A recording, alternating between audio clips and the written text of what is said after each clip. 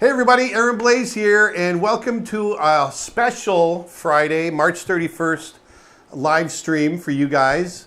We are promoting a really wonderful art book. Most of you guys out there know my great friend Ronnie Williford over here. Hey guys. Well, we've also got Eric Grant sitting with us, who has written and published an amazingly beautiful book on Hollis Williford, Ronnie's brother. For those of you that don't know, Hollis was an amazing artist. He passed away 2007. Yeah. And but I got to know him a little bit. He came to our studio when we were at Disney a couple of times, and anyone that got to know him, anyone that got to see his work was luckier for it and better for it. And so Eric, a couple of years ago, I guess, decided to put together this amazing book on the life and times of Hollis Williford, The Crossing at the River. And so we just thought it would be great to get together today and talk to you guys about the book. I'm always getting questions about, what kind of art books do you have and what are your favorite art books? Well, this has become one of my favorite art books. It is truly one of the best art books I've ever seen and have in my possession now. So I really want you guys to see it. And it's full of really great stories. It's not just art, which is fine, but it really does talk about the man and the life behind him and all that kind of stuff. So rather than me continuing to ramble on, I want the two guys that knew Hollis the best to talk to you guys about him. And I just thought we could talk about stories of Hollis, talk about the art, talk about the book. People can ask questions, and we can just kind of freeform it. Sure. So Eric and Ronnie, take it away. Well, I'm always getting questions about how do you start in the art business? How do you begin? How do you, if I want to do what you do, I want to be a fine artist like you, how did you get there? And this book kind of gives a pattern that brought Hollis from starting out as an illustrator of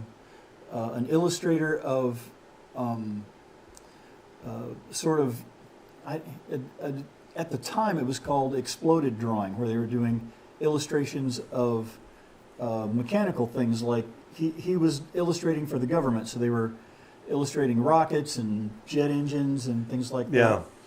All the way to the point to where he was doing sculpture and installing huge civic installations of his sculpture for public viewing, and this book kind of goes through sort of how he did it, where he started and where he ended up, and for someone of that generation too, there's so many different stories. There's obviously a much different way when people are coming up mid-century through illustration and painting and all that and ending up where he did. Yeah. And he's a generation ahead of me. He's my father's generation. Mm-hmm. He's a year younger than my father. Mm-hmm. And just, that generation coming up through the art industry, it was hard. It was really hard. And not that it's easier, and it's easy now, but it was much harder. And it's incredible it was what a he was different able to do. methodology, certainly. Yeah. And some of those methods still apply, and you can take those things and take what works for you and run with it. But I sort of, in my mind, I feel like I kind of rode those coattails. Yeah. As he was already working as an artist when I was born. Right. We're 20 years apart in age. So he was the oldest and I was the youngest. And he was working in aerospace when I was just a kid. And I used to like to emulate him. Whatever he was doing, I was doing it too. So I spent a lot of time drawing and painting, not necessarily beside him, but he was really good about keeping me in materials and showing me things, and I spent my life growing up around artists because of him. Yeah, I mean, that's one of the things I wanted to talk about, actually, was the fact that there's chapters on the family, there's a chapter on you. Mm-hmm. You knew Hollis. Yep. And I was wondering if you might want to talk about, kind of what Hollis was to you and what inspired you to write the book and what inspired you to create the book and lay it out in the way that you did. Because I really love the way you did it. It's not just, like I said, not just art. It You is really awesome. give a Yeah. view of the man. Yeah, so first of all, thank you for having me on the live stream today. I was saying earlier that when I finally sat down to write this a couple of years ago, I wasn't thinking about an audience. I wasn't thinking about the people who eventually we were reading. I was just trying to get it out. Yeah. But Let's show them the cover real quick. Sorry to Yeah. interrupt. There you go. They can Yeah. see the book now, so go ahead and Yeah. show Awesome. any. So Yeah. There we you're go. showing, they'll be able to see through it. so a little bit about my relationship with Hollis, and I come at this from a little different perspective than artists do because I'm not necessarily an artist. I do photography, I do writing. Yeah. I've always had an appreciation for art, but I met Hollis in 1992 and got to know him. And for whatever reason, I wrote him a thank you letter that I just, blew my brains out. And it was a beautiful letter. I don't know where it came from, but based on that letter, he asked me a few days later to come up and at least begin talking to him about writing the possibility of writing his biography. And I spent 5-6 years conducting interviews, hanging out with him in the 90s, but really had difficulty in taking that first step. Yeah. I wrote a few little feature articles and things, but just couldn't get it all down. And so it's always been kind of churning in the background. And then 2 years ago, I just decided I've got to get this done because it's just eating at me. So I loaded up the car and I headed to Oklahoma City and I locked myself in a hotel for about 9 days and Wow. wrote. And basically wrote the entire book in about 10 days, roughly. give or Wow. take.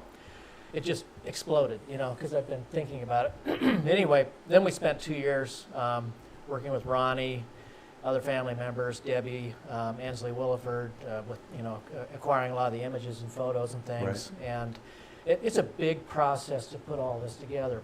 But I knew I didn't want to. I knew enough about art and enough about art books that I didn't want to do the same old art book that everybody else has done. Right. And Ronnie talks a lot about knowing when to stop as opposed to knowing when to end, Mhm. And each of the chapters is really just kind of a vignette intended to give a little glimpse into Hollis's life. Yeah. It's not meant to document everything that he did. There's 1,000 stories about this guy. But the structure of the book really is more free-flowing. I didn't want to start at the beginning. I didn't want to end at the end. I wanted to give it kind of a sense of just flow. Yeah. Have a great creative director, Bart Ashford, who did the graphic design on this book. He's one of the very, very best graphic designers, so you need that element. Yeah.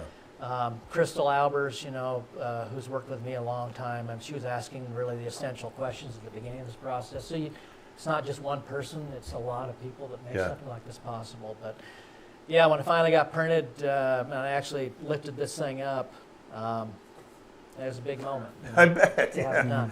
Well, it's funny because I've heard. It's a hefty book. It is. Really, so it's. Yeah. Let's pull that over. Pull that over to the right a little bit. But I've, I've heard so many stories over the years with my relationship with Ronnie about family, about his brother, and so many times I've said, "Oh my God, you've got to get this into a book or make a movie out of Yeah. it." So I'm glad this is all getting into. It's gotten into a book. And the lives that you guys have led and the adventures you guys have had have just been incredible. Speaking of which, we're getting a few questions. One of the questions is how much is the book and where can they get it? So I know we have a promo code now through Sunday. If you use code Hollis25, you can get $25 off the book, and you can order it at holliswilliford.com. That domain name and spelling is up on the screen now. And trust me, the book is worth every penny. It is a really beautiful, beautiful book. It's a limited run too. I mean, right? There's not tens of thousands of copies of We this. printed just a little over 1,000 copies. Yeah. Wow. Yeah. Get them while you can. Yeah. So this is one of the other things I love about this book. I'm just going to jump in. Please. Is I love the fact that you've got the thumbnails and small sketches and things like that so often are omitted from an art book. You know, these are the things that me as an artist, I want to see that stuff. I want to see that thinking process. I want to see those little inspirational, those bursts of ideas that come out on the paper before, you know, you get to sit down and render and do all that stuff. And this is really cool. You know, when we post our artwork, we post finished pieces. Yeah. I have young artists all the time going, "Oh my God, how did you arrive at that? Right. How did you?" Everybody thinks you just came up with What's it. that magic wand? What's that thing? You know, what's the serum that you take that makes it possible to do that? And nobody sees the research. Yeah. And the amount of drawing and the amount of work and the amount of failure in your beginning. That's a good word. To arrive at the point to where you get a finished drawing that you know, gives you that inspired feeling. Yeah. I don't know that we see any failure in here, but it's a really good point. But we definitely see this wonderful thought process through this, and I love that. Yeah, that was, well, just, you know, watching Snow Bear with you a few minutes ago. It was in some ways actually more enjoyable to see the storyboards instead of the finished product, you know. And I think, you know, and as we put this thing together, we wanted to create kind of a visual reward on every page. Yeah. When I read a book, I tend to like have a goal to get through a chapter, and that's kind of my reward. On this one, you know, we wrote the copy short, so you can get a little piece of Hollis, but then you flip a page and you get a little win for it. Yeah. And so, you know, that includes the early sketches. There's another thing I want to bring up just on a side note. There's so often this is a drop in the bucket, and I know Ronnie has a ton as well. I've got thousands of art books. And I can't tell you how many times I've been looking at paintings in my books, and then I get to see the original, whether I'm at an art museum or I'm wherever. And I'm so disappointed in the difference between the original and what I find in my book. And I know you worked really hard to make sure that these are accurate. Yeah, and that was probably actually the thing that surprised me, and I've mentioned this to Ronnie. You know, Hollis is known for his sculpture. Yeah. You know, people think that, but he's really first a draftsman. He was a, like you say, a monster. You can't imagine the amount of drawing that he did in his lifetime. Yeah. But then the painting, for me, was something that didn't leap out at me necessarily because I didn't really understand what he was doing. Right. And I didn't really gain that understanding about his painting until we tried to print it. And then you start looking at the complexity of the colors and the compositions that he was using, and there was a lot going on in this guy's brain when he was painting. Yeah. Yeah, that's one thing I don't think, unless you've ever gone through that process, you don't understand how difficult it is to reproduce color Accurately. Yep. We struggled with that with your book to a certain extent, although we had the advantage that a lot of your work was digital, so we could compensate in a way you know, for the printing process. But when you're reproducing from photographs. The color was so accurate on my charcoals. Yeah. Well, the photograph has to be, when you're reproducing from photographs, the photograph has to be correct to begin with. And and that gets transmuted into another. It's a copy of a copy of a copy. Yeah, exactly. And you did an incredible job in this book. Yeah, just having seen some of the paintings that you have in here, it's great. Aaron, would it be okay? You said you've got a couple of original sketches on the wall. I do. Could I grab those? Yeah. Show those on the stream? You know where they are, right? Yeah. Yep. This is stone. This is carved in stone. Wow. Beautiful. Look at that. The spirit in the bones. That's beautiful. We went from the spirit in the stone, the subtractive sculpture, to additive sculpture. Yeah. He always referred to it as haptic, and it was, you know, a process that was underpinned by John Zahorik and his studies of anatomy. And it was interesting to watch him sculpt because he would, start the armature and then add on each muscle, ligament, everything, and it would build out from there, from a negative form to a positive form. So Yeah.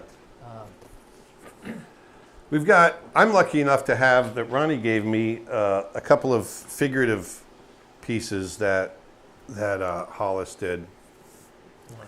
And, people are always asking about There you go. figure work and doing gestural work and that sort of thing. These are such beautiful examples of really spontaneous, just beautiful figurative work. I think you mentioned it in the teaser video for this live stream, but Hollis, Ronnie, you had Hollis come to Disney, right? And he did some demos with you all there. What sort of Yes. stuff was he doing when he was there? What was he showing? Was it figurative or? It was there was a kind of a group of us that were all painting together, and Hollis was part of that group. Trey Finney and Christine Finney and Kevin Dieters, and there was certainly you and I. There was a whole group sort of painting together, and So anytime much you fun. were around Hollis and artwork was taking place, an impromptu class was happening. Yeah. It would just take the spark of a question, and he's off. Yeah. I don't know who that reminds me of, but he was Look at that.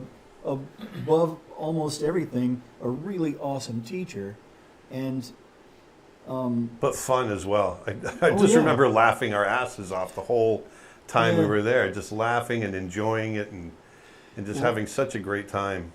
the boy was full of Texas idioms, that's for sure. That's right. And like you, our upbringing was not necessarily bourgeois. Yeah, exactly. And so the colorfulness of his stories and just his phrasing of words was really. One of the things I got to really say, cool. just on a side note, is we all, as we develop as artists over the years, we pick up bits and pieces of the people that influence us along the way, and we become ultimately an individual in who we are. But it's so interesting to me to look at through Hollis's work, because one of the things we were talking about before was a lot of people asking you, hey, where'd you go to school? Where'd you go to school? Where'd you go to school? And Hollis was your school, and I can see it in Yeah. your work when I look at Hollis's work here. He was a massive, massive influence. Yeah. He was a graduate from Art Center College of Design in Yep. L.A. Pasadena. And, he's because he was studying illustration, but the teachers that he had working there, the people he was learning from, were all incredibly excellent draftsmen and Yeah. painters, and the skills that he learned there, he sort of passed those on to me in a very casual sort of way. Just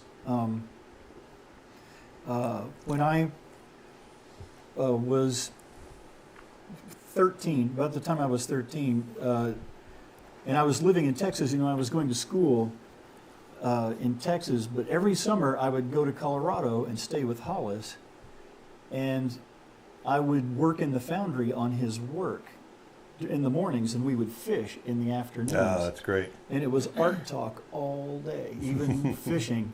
And so it's difficult not to absorb that stuff. Yeah. And of course, at night, then you've got artists all sitting around the table, and they've all got input, coming in. And I would argue you had a better education than a lot of us ever had going to college. I don't sure. think I appreciated it at the time. I thought we were just making art. I didn't know we were making history. Yeah. But it, as it turns out, now when young artists come to me and they say, where do I need to go to school? I want to do what you do. Where do I go to learn art? And I always tell them, find the best business school you can Yeah. and learn how to run a business, because anybody who's ever wanted to be an artist never stops working on their art. Yeah. They're always working on their art. And it's that work you do for yourself where you make your best discoveries, and it's nice to maybe minor in art and have a little guidance. Yeah. But I remember one of the biggest lessons I learned from Hollis was, if you're going to be an artist, you need to accept the fact that you are a small businessman. Yeah. And you need to understand what it takes to run a small business. You can't just sit around the coffee shop discussing isms, and twisting your little art beard. You've got to run it like a business. Yeah, you do. You gotta, if you plan to make your living doing this, and those are lessons you don't hear at art school. No, I know. And It's so, true. and that's why I don't recommend students go to art college. Yeah, especially now. I mean, there's so many other avenues that we can go. I want to ask Eric, was there any, as you're writing the book, there's always, whenever I get into a big project, I have a preconceived notion of what it's going to be and how I'm going to do it at the beginning.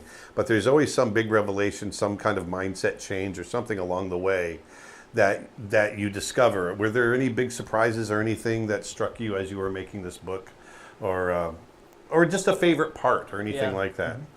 It's I guess externally, when I was dealing with people who are looking at the book, how people would gravitate to different parts of the book that they liked. Right. Oh, that's cool. And the first half of the book is pretty heavily biographical and focused on his childhood, and he had a rough upbringing, and a lot of people didn't like that part as much as they did the back part, and then other people. Interesting. So you never really knew where people were going to land with the content. So I think ultimately what that ends up influencing a writer is that you got to go with your gut. Yeah. And you can't be influenced necessarily by what people are telling you so much. You just kind of go. You got to go with it and drive it home.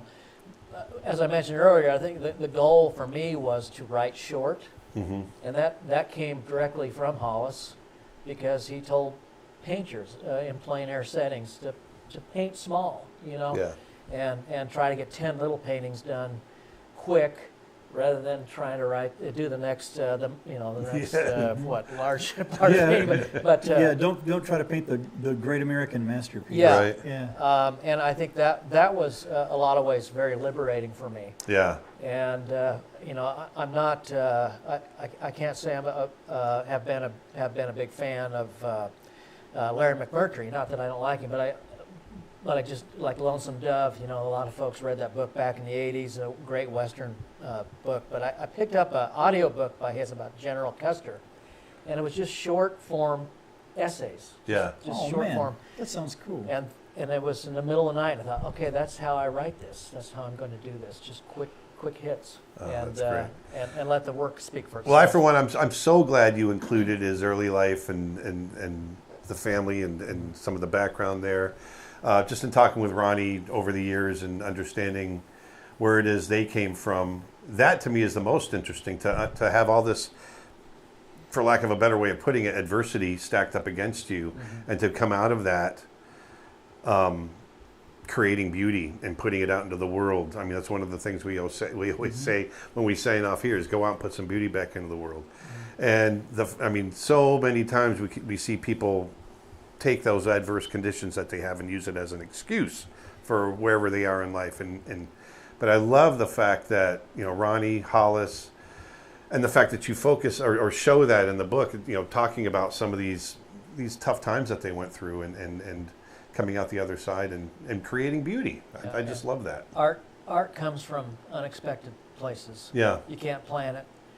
And I think that's one of the lessons of Hollis's life, that here's this kid loading cotton on railroad cars in the late 50s, dreaming of the chance that he might be able to live or work in an air-conditioned office at some point.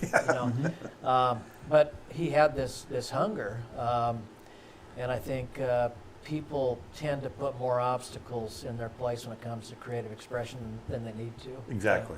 I agree. And I think, probably one of the big lessons for me, I think that writing a book, you create value in yourself the way that you create value in yourself if you do a painting or a sculpture or whatever, because you learn those processes.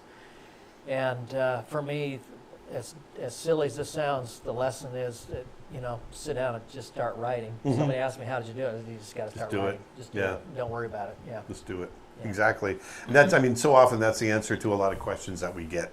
You just got to do it. How do you deal with a mental block? How do you deal with lack of motivation? Stop being unmotivated. Just do it. Yeah. It's only, I've got 3 videos on YouTube about how to not be stymied. Yeah. It's not that hard. And you look at how prolific he was and the amount of work he did. He just did it, and it just, it was beautiful. It's beautiful work. Was there, do either of you or any of you have a favorite work by Hollis? A favorite piece, Ronnie or Eric or Aaron? Any of you? I have my favorite sculpture from Hollis, and oddly enough, it sits on Eric's dining room table. It's the Prairie drums. The prairie drums, the dancer. I worked with Hollis on his sculpture for many years. I did a lot of the foundry work. I did a lot of the armature work. Not a lot of the armature, but for the monumental pieces, I worked on the armatures for pieces. And of all the things that he's done, this was my favorite. And I think it's because it's for a piece of art. It has all of the elements of a perfectly balanced, composition. No matter what direction you turn this piece, it's interesting and engaging. When you've got a sculpture, you might get 2 or 3 angles that are really remarkable, but you have to kind of fill in the rest. Yeah. And this piece just kills me. Every direction you turn it is this beautiful flowing compositional dance. And that's, does that answer your question, Dick? Absolutely. For his sculpture, this is my favorite. I think of his drawings, I loved his drawings, but they're all one drawing in my brain. Just to that's watch the him thing. draw. I haven't had a chance to see his sculptures in person. All I've seen of his work is in person are his drawings or his paintings that you have. Right. And that's the thing. For me, I don't feel I know his work, his body of work well enough to say, oh, this is absolutely my favorite. All I know is everything that I see of Hollis's, I love. Yeah. You just stand there and you just get lost in the paintings or the drawings. Yeah, that was one of the reasons that when we had access to the work, we tried to reshoot. So this would have been the photo that Hollis would have had shot. Yeah. But then, if we had access to it, we tried to shoot it from every angle so that people could see what he was up to. See, I love that, but you don't usually get this in an art book. No, you don't. And especially when that's so sculpture heavy, or an artist that's so sculpture heavy, you want to see those different angles. Yeah. I've got books on Rodin and Malvina Hoffman, and you get one angle of a sculpture, and that's all you ever get in a book. This would probably be my favorite sculpture, San Juan Deer Dancer, because he just left it in a kind of incomplete state. It's very minimalistic. I have this in my house. And he just left it up to you to decide what the rest of the body was doing. Yeah. Hollis was a genius at that, putting it right at that point where it was the most interesting to look at it. Paintings, for me, the Buffalo painting, which he gave me as a down payment on the book, obviously is my favorite. And this is it's 4 feet across. It's a big painting. But this is a close up, and you can't probably can't see it on the stream, but the complexity of the color he's using here. As an example, you were talking about printing earlier. He has this purple ridge line in the back, but he's laying in these violet strokes into the side of the bison. Wow. And, that takes courage It does. to lay that in there like that. But then Purely complementary color. it's maddening to match that on press. Yeah, I'm sure it is. All of a sudden you're seeing these things and, oh my gosh, how are we going to get that to print right? Well, that's why I love the reproductions in here, because you get all that depth of color. It's really great. But I told Hollis this was a painting that he was working on when he had his heart attack in the early 90s. And he had set a goal to do, 200 paintings or something in a year? It was crazy. Yeah, and he had done it before. You know, there was a previous year where he had set a goal for 200 paintings, and I think it came out to 226. I think he did 226. Of course he did. Yeah. Yeah, but I think he was trying to maybe do that again. Yeah. But That's he was working on this, and after I met him, this would have been a year or so after he had his heart attack and died and came back. This was in the studio, and he was putting on the last strokes of paint on it, and I said, that is a little window into heaven. I grew up in the West and love these open spaces, and he said, well, I want you to have this as my down payment on the book. And it hangs very prominently in my house now, and it's beyond doubt my favorite work of his. I'm sure. You know, I go by every day and touch the frame as I'm going to work. As a little good luck gesture. Great. Yep. That's cool. So Hollis was born 1940. Mm-hmm. And your family, up to that point, I mean, were there, having not read the family background on here yet, was much of your family artistic at that point? What drove him to art? Well, that's very interesting, isn't it? Yeah. Eric just mentioned earlier about him, when he was 18 and graduated high school, he was working for the railroad in Ferris, Texas, loading bales of cotton into train cars. Yeah. And he would look over the top of the window unit air conditioner into the train office, and there were guys sitting behind the desk in a shirt and tie enjoying the air conditioning. Right. And his thought was, I've got to find a way to get a job where I can wear a tie and sit in the air conditioning. Right. And when he came to the conclusion that the only way to do that was a college education, he made it a point to, find a way to go to school. And he started flipping through the majors, trying to find something to major in. Mm-hmm. But he wanted something that he wouldn't have to learn math. He didn't want to do math, which is stupid. Doing sculpture is math all day long. Of course it is. Where he ended up landing. But he found out that he wouldn't have to take any math classes if he became an illustrator. Yeah. So he started studying illustration. And as things progress, one thing leads to another. One thing steps you up to the next thing. Yeah. And here I come along, and I'm following behind him, and in my old age, I realize I am an artist today because my brother hated math. I mean, you could trace it back that way. You can trace it back that way. Yeah. That's a great point. I don't know, Ronnie. I'm sorry. I have a feeling you would have been an artist either way. So. Well, our family, very much like your family, comes from very meager means. Sharecropper type existence, and art was not high on the priority list. Right. Just keeping the baby alive till age 2 was a huge accomplishment, and Hollis found his way into art. I think, he may have had some sort of an innate draw to it.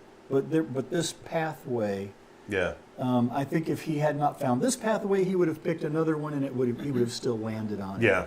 And there just wasn't any other artistic influence in the family. In fact, he took a lot of flack from my dad and from my mom too about that being the stupidest career you could possibly try to pursue. See, that was the difference for me, because I did come from a pretty creative family, and everything was super meager, like you said, but we always had that, hey, if you want to be an artist, you can be an artist. See, that's awesome. And that was awesome for us. Yeah. But I know it was different for you guys, and or at least for Hollis.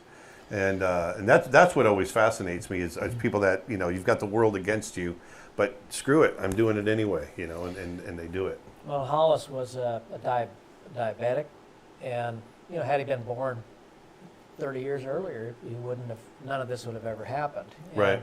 The family, 1940, when he was born, the country's coming out of the Great Depression. You're a year away from the onset of World War II. Nobody was thinking about creating art at that point.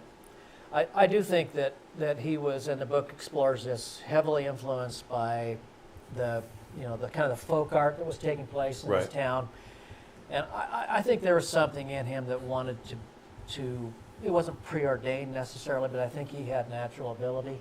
This is a very talented family, this Williford group. Yeah. And I think that he was born the right time to become an artist. He was hungry. He had to put it off, a decade or so because, basically the father abandoned the family and some of those issues. Yeah. And he stayed at home to support it. But once he got going, he had a 10, 15-year run there between about late 70s, about 1992. That was just unreal. I don't think there's anybody even comes close to the kind of output we had. Well, that's the thing. So he was obviously he hit this point where he's just producing all kinds of work, but the content of the work, the subject matter of the work, that's the other part that's fascinating about Hollis, is that he was such an avid outdoorsman and student of nature and the wild, and how all of that influence made it into what he was creating artistically, and that's super exciting too and interesting to read about. It's just all these experiences that he had, the knowledge that he had that he brought to the table. He always go ahead. Sorry. Oh, I was just going to say, for people that are joining later, might not have been here at the beginning, today we're talking about Ronnie's brother Hollis and the new book that's out about him. You can order that book at holliswilliford.com, and now through Sunday, if you use code Hollis25, you can get $25 off the book. Yes. Crossing at the river. Yep, the work of Hollis Williford. Yeah, Hollis always said that firsthand experience is the straightest arrow in your quiver. And I think that young artists today probably struggle with getting out into the natural world. Yes. And I think that may be one of the great values for people of this generation, to actually take a look at what Hollis was doing in his life and step out away from the internet and digital images and go out and actually see what things are doing. Yesterday we were filming you painting, and there's an alligator sitting there on the side of the water. To see something in real life is an entirely different experience than to see it through YouTube or imagery. Preach it, please. Yeah. Say more. Okay. Yeah, but that was really the thing he did. He went out and saw these things. Yeah, and it's one of the number one things we always talk about to young artists, especially, is the value of getting out and experiencing the world, not just the subject matter, but experiencing life and getting out there and letting those experiences percolate and ferment and all the things that they're going to do to you, so that you can express artistically whatever it is that you want to express, because it's those experiences, it's the sights that you see, the emotions that you have, all of that, they make their way into your work, and it makes it better. Are there any places that has Hollis's work that people can go to, like or be galleries or museums or any of those places that has Hollis's work? Well, he did a lot of civic installations where his work is out in front of libraries. It's The cowboy. There it is. This is a piece called The Welcome Sundown, which is right out in front of the National Cowboy Hall of Fame and Heritage Center in Oklahoma City. That's a big piece too. Yeah, this is a monster. The photo doesn't show the scale. Yeah, there's There's there the we go. scale right there. Let's look at it. Yeah. the Gilcrease in Tulsa. Gilcrease Museum has his work. Denver Art Museum. Yeah, the Yeah. Denver Art Museum has a few pieces. Yeah. The Cody Museum in the Buffalo Bill Museum in Cody, Wyoming has some of his paintings. Yeah. And I think the Whitney Museum has the Whitney Museum At the Cody. That is the Cody Museum. Yeah. They've got some things. The Ronnie Williford Studio Museum has some really great paintings I in got there some that I've of been his- able to see. I got some of his stuff. Yeah, I got I don't a have as couple much pieces. as you might think, but No, but you've got a few. I've got a collection, and not really much of his sculpture, oddly enough. No. As much as I handled it and worked on it, I have always been a two-dimensional artist, really. I haven't done that much sculpture myself. And I've always been a huge fan of Hollis's paintings and his drawings and etchings and you know, we connected on art across the board, but his drawings and There's a paintings- great shot in here. I don't know where it is. You can probably find it quicker than me. Where it's his Boy Scouts, where he's all dressed up in Yeah. his Oh yeah. and there's regalia. Real That I quick, did just- Michelangelo influence his work at all? I'm sure. There we go. That's I the don't one. think there Yeah, was oh, then anybody the that other one didn't before that. influence his work. You know, I remember being This one here.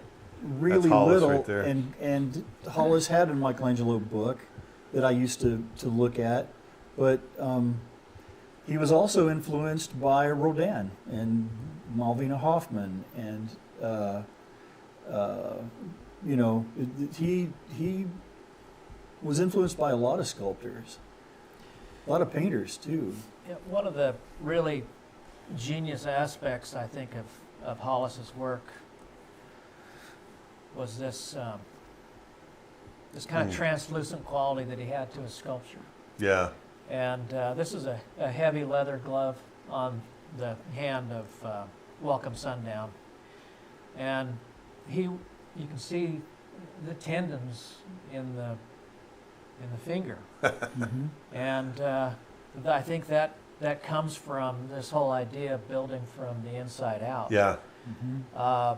But he was the first to say that he wasn't. I mean, he's really drawing in 3 dimensions, Right. and he was a master draftsman first, and everything came from drawing and discipline, hours and hours of drawing, and none of this would have been possible without that fact. Mhm. But it's a beautiful sculpture to go and see in Oklahoma City. It's right out front of the building. You don't even have to pay to go to the museum to see it. It's just right there. Yeah. in front. Exactly. That's a great museum too, though. Yeah, as it is. well. Yeah. And the snake priest is also on display. His nice. big 1980 Pretty West winner. Do you ship internationally? Some people are asking if you ship Yes. over. Yeah, because we have a bunch of people watching from Europe that are curious. And Yeah, good. Dustin, not the same Dustin, but a Dustin on Twitch said, I already ordered a copy. It looks great. Oh, Oh, good. And so has Erica and Benji over here on Facebook. Oh, Benji's from Switzerland, Yeah. and Erica is from Alabama. Yeah. So we've got a nice international crew today, in Yeah, our and audience. I do want to mention that, one of Hollis's goals was he said to me on numerous occasions that he wanted the book to inspire any barefooted kid to be able to go into a museum and be inspired by the work that Hollis did. Oh, that's great. And the opportunity for Hollis to reach all of these people that you know and follow you I know he's very happy right now. Yeah, that's awesome. In addition to his art, when somebody's passed like this, what kind of person was he? Like, what was he like to get to know? I mean, He was a very intense guy. He kind of I think this had to do with the fact that he was diabetic and felt like the clock was ticking, so he was working constantly. But I've seen him. I've seen a young artist come into the studio and ask him, "Can you look at my portfolio?" And he would shut the entire day down and spend the whole day with someone who just walked in the studio off the street and talk to them about their work and talk to them about what they need, and you'd be really honest about, what they should be doing, and to be really encouraging. And, he was a dichotomy of a guy, because He was just looking at it from my point of view, who I only met him the one time when he came in. I feel like I've known him forever because, well, maybe that's an overstatement, but I feel when you do meet him, he makes you feel like you've known him a long time. yeah. He puts you at that much ease. And he was so comfortable and easy to talk to, because within 5 minutes we're laughing and joking and swearing and just having a great time, because he just puts you at so much ease, Yeah. And the fact that we were all artists, I think that added another layer to it, where it's like he made you feel like you're part of the club. And I have to say that my view of my brother is extremely unique because he was my brother. Right. I viewed him as a brother first. Right. So we used to get pissed off at each other. And his temper could be very short. Yeah. And our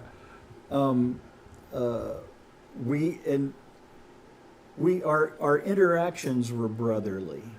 This is the guy who came into my room when I was 9 at 2:00 in the morning with 2 sofa cushions and was beating me with sofa cushions while I was asleep, screaming, "The goddamn Indians are going to come kill us all!" And so we were brothers. Yeah.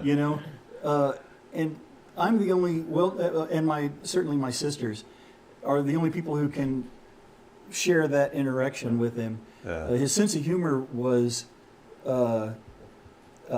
extremely physical, and he was very much a blue collar guy, I think, in a lot of respects, in a kind of working in a white collar world. You know? But he never lost touch with who he was. And I think when you talked to him, you knew you were speaking with someone who was very authentic and very, very organic. Yeah. But I think he was also very sophisticated. He was a great communicator. He was very articulate. I've seen some of his writings, and it's unreal, the things that were churning around in his brain.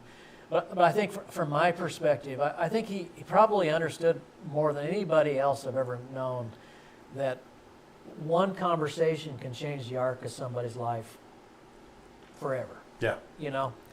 And That's a great point. he understood that, and anybody that came in, 3-year-old kid or a 90-year-old collector, he was going to do something to make that person's life a little bit better. Yeah. And I know from my own standpoint, I didn't wake up in 1992 thinking I wanted to write an art book. But he saw something in me. Yeah.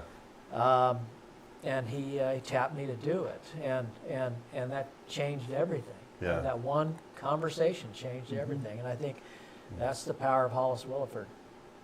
I think that's something that a lot of great artists and teachers have in common, because I remember when we were in California, somebody said a similar story about your mentor, Aaron Glenn Keane, about how they ran into him on the street, and he didn't have to take time and spend the time with them, but he did. And it made all the difference and sent them on a whole different tangent in their career. And what was even more bizarre is years later when they bumped into him, Glenn remembers him. Exactly. Yeah, and he Hollis would have been the same. I'm sure Hollis would have been Yeah, the same. it is. I mean, it's people that enjoy that type of thing, sharing that knowledge and spreading the joy and spreading the wisdom and all of that. They tend to have that in common. And that was my mentor, Glenn Keane. It was the same experience. I didn't know anything about animation, but I sat down at his desk and he showed me what he was doing. He didn't have to do that, but he did. And And that was 35 years ago, and here we are 35 years later. I'm still animating and being inspired. And just like Hollis would have done. No, I was just going to say we're about 45 minutes, 50 minutes in. Why don't we switch it over to maybe do a little Q&A? Yeah. So I've got a question from Sandra here, and I know you all addressed this a little bit about where some of his work is located. Is there a list anywhere of where people could go see his sculptures or paintings in person? Or I'm sure some of them are. Yeah. So in the book, there is a paragraph at the beginning where it has his basic biographical information. It lists the main institutions that have his work. Oh, great. Now, keep in mind that a lot of those institutions, rotate their collections, so you might want to call beforehand, right, to make sure it's there. But one really cool thing about the book, I think, is that it's kind of forcing a little bit of a reckoning for some of these institutions that have his work and may have had it in the basement for maybe a little bit too long a time. It's starting to come back up again. Mm-hmm. And every Western art museum in the country has gotten a copy of this book now, curator. And so I'm hopeful that will make the work that they may not have on display, bring it back up. That's terrific. Yeah. That's terrific. Do you know offhand if any of his work can be seen anywhere in Europe by chance? Has any of it made its way over there? Or? If it is, it would be private collections. Got it. Yeah. Just curious. Yeah.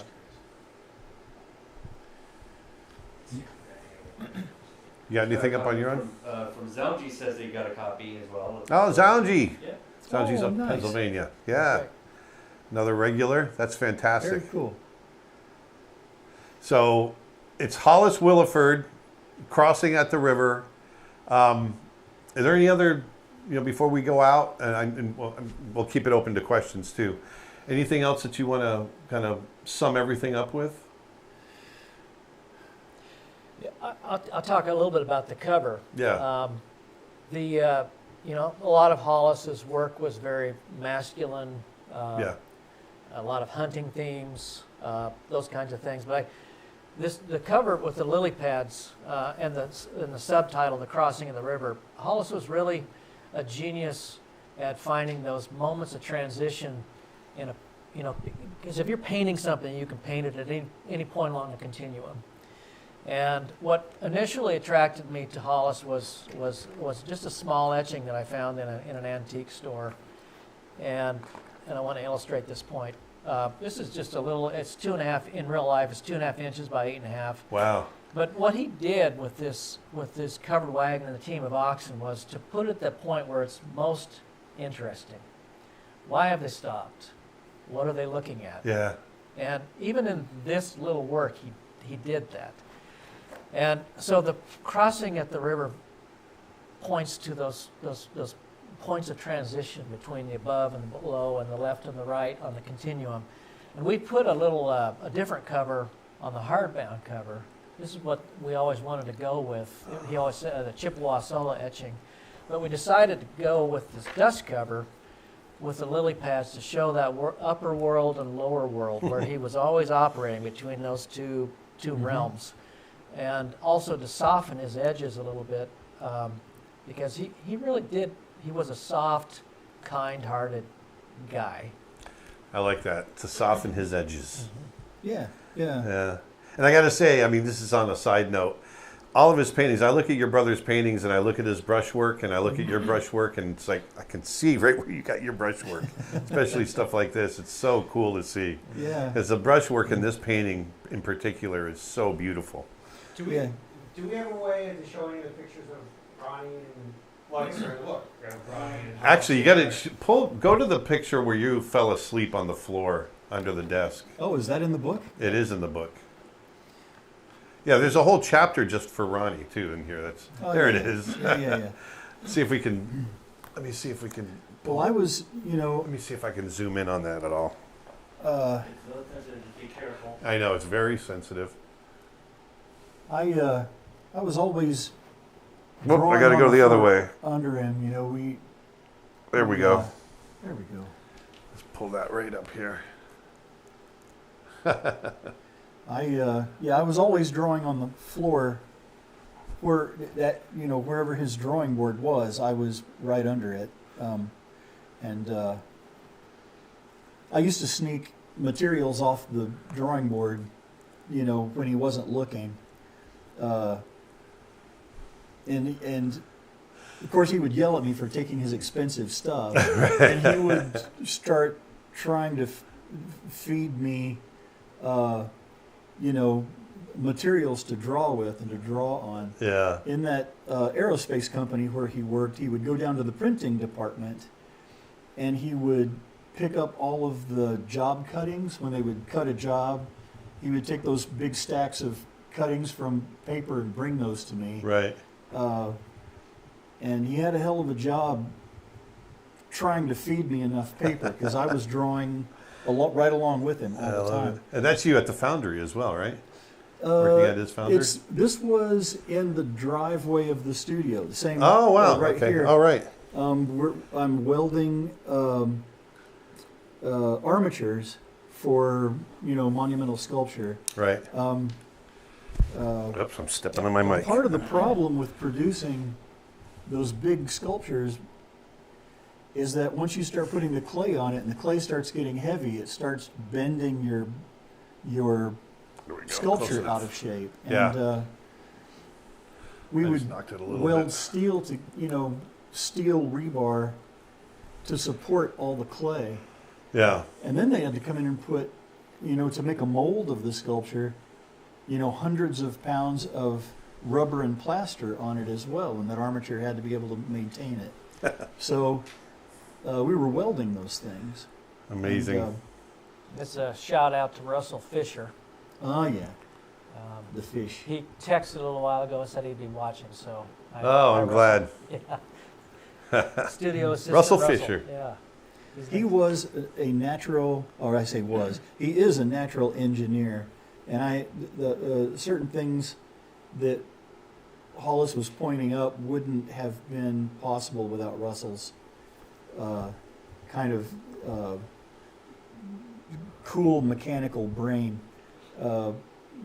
putting things together so that we could take small sculptures and point them up into big sculptures. Right. He was awesome at that. Fantastic. Well, Landon on YouTube asks, I know you obviously has a focus on Western stuff. Are there any specific regions or areas that you can think of that he was specifically inspired by? Like, obviously, I'm sure some pieces of the work, but is there any place, that you can think of people should go visit for themselves and check them out? Oh, I see what you're saying. You're going to have to help me with this, Eric, because Well, he spent a lot of time in Yellowstone.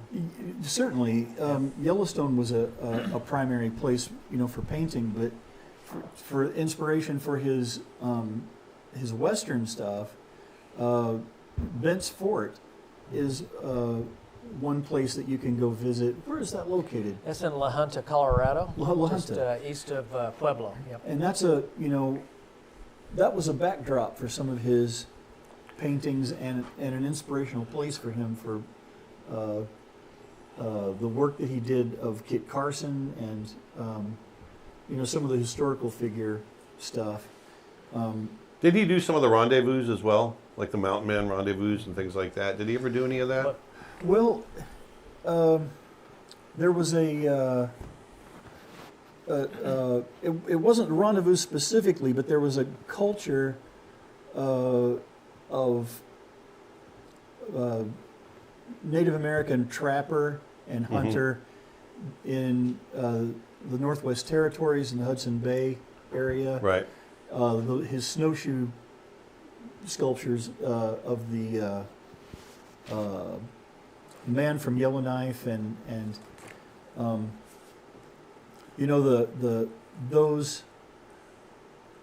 those places and those cultures were something he focused on for a while. But his like with any artist, his inspirations were very liquid and they moved around. I bumped the framing, so there you go. Just But like there that. was a period of time where his primary subject matter or culturally was Inuit, Yeah. and he went through an entire period of focusing on Inuit culture and their hunting and survival Yeah. culture, and I think he just was, wanted to get out in it. Yeah, And it exactly. didn't really matter where he was. Yep. And, he had paintings and drawings from everywhere. And, I mean, he has watercolors of the grain elevator in Loveland, Colorado, just down this, Oh, yeah. the street. But he spent a lot of time in Yellowstone, Rocky Mountain National Park, but he took advantage of all those things. And going back to our discussion points earlier, stepping away from the studio and just getting out. Yeah. I think I always taught him a new lesson, Yeah. a subject to deal with. I mean, I just know from firsthand knowledge. I mean, we sit here, we work in here in the studio every day, but man, it's so nice when we get the hell out of here and do our travels and go out and see the world. And there's something You else come I'd back like to refueled. I'd like to say about that, because we're talking about getting out of the studio, and so far we've been talking about getting out into the wilderness, getting out into the open air, but getting out of the studio can mean a lot of different things. If you get out of the studio and you go to a coffee shop and draw and paint, look at Toulouse-Lautrec's work was inspired by the Moulin Rouge. Yeah. He got out of the studio and was focusing on an indoor activity or an indoor culture that influenced his work. It doesn't have to be the wilderness necessarily. Right. Go to a concert and draw. Go. Or just go to a concert. Yeah. Soak it in. Yeah. Get away from Well, your computer. Actually, that's not that could be inspirational. Yeah, right. But we draw at the zoo, or we draw, Yeah. and Hollis and I. But those are our interests. And it's a good point that you're making. And Hollis's was the outdoors and everything else. Not everyone listening has got the same interest, but the point being made is get out and whatever it is that you're interested in, or try crossing over to other interests. Yeah. It might, you might find something along the way. But either way, it broadens those horizons and it helps you as an artist. You don't see them very often, but Hollis used to draw ballet dancers. There was a period of time when there was a ballet studio nearby his studio, and he would go there and draw. And there are a million places to go. And Hollis was kind of a hunter and a fisherman and an outdoorsman. I've never been a hunter or a fisherman necessarily, but you don't have to focus on that. You can find inspiration anywhere if you just get out of the studio and start living your life. Yeah. And this is proof of it right here. Absolutely. Well, I think that's just the key takeaway from all that is no matter who's watching this now, wherever you're at, get out and experience life. Yeah. It'll make your art better. I think it's a good note to maybe close on, because this book is such a great visual example of exactly what we're talking about. This is a life well lived, and it's documented right here. And it's so wonderful to see it and read it and soak it up, and it's a great representation of his life. You've done such a beautiful job. And It really is amazing. It's a lovely book.